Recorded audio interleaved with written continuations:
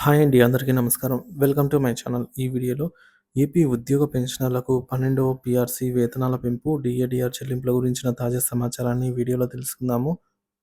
వీడియోనైతే ఎక్కడే గాని స్కిప్ చేయకుండా ఎండ్ వరకు చూడండి. అప్పుడే ఇన్ఫర్మేషన్ పూర్తిగా అర్థమవుతుంది. వీడియో చూస్తున్న ప్రతి ఒక్కరు వీడియోకైతే లైక్ చేయండి ఫ్రెండ్స్. ఈ వీడియోని తోటి ఉద్యోగ పెన్షనర్ మిత్రులతో అయితే షేర్ చేయండి. కొత్తగా మన ఛానల్ చూస్తున్నవారు ఇంకా ఎవరైనా సబ్స్క్రైబ్ చేసుకున్నట్లయితే వెంటనే మన ఛానల్‌ని అయితే సబ్స్క్రైబ్ చేసుకోండి. దీని ద్వారా నేను చేసే లేటెస్ట్ వీడియోస్ అన్నీ మీ వరకు రీచ్ అవుతాయి.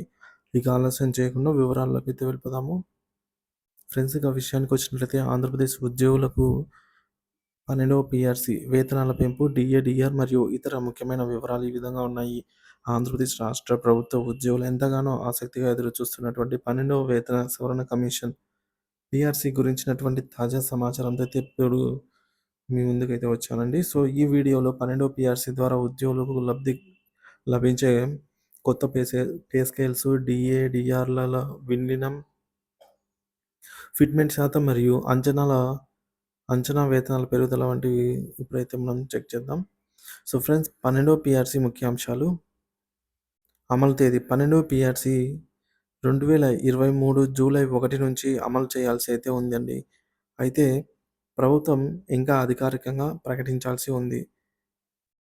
సో గడువైతే దాటిపోయిందనమాట. డీఏ-డీఆర్ విలీనం 12వ పీఆర్సీ అమల్లోకి వచ్చినప్పుడు జూలై 2023 నాటికి ఉన్నటువంటి డీఏ-డీఆర్ శాతాన్ని బేసిక్ పేలో విలీనం చేస్తారు.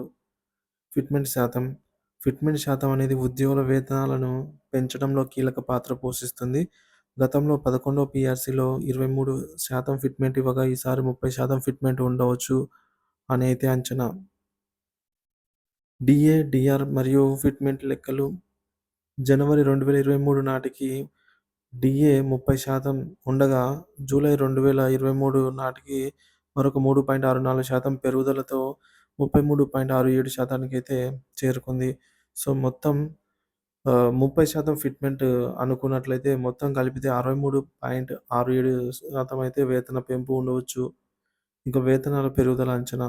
ఉదాహరణకు ఒక ఉద్యోగి బేసిక్ పే రూ. 40,000 అనుకున్నట్లయితే కొత్త పీఆర్సీ ప్రకారం వారి జీతంలో రూ. 25,480 వరకు పెరుగుదల ఉండవచ్చు. అంటే మొత్తం ఒక 25,000 అనుకుంటే, సో 40,000 బేసిక్ ఉన్నవారికి రూ. 65,000 వరకు అయితే జీతము పెరిగే అవకాశం ఉంది.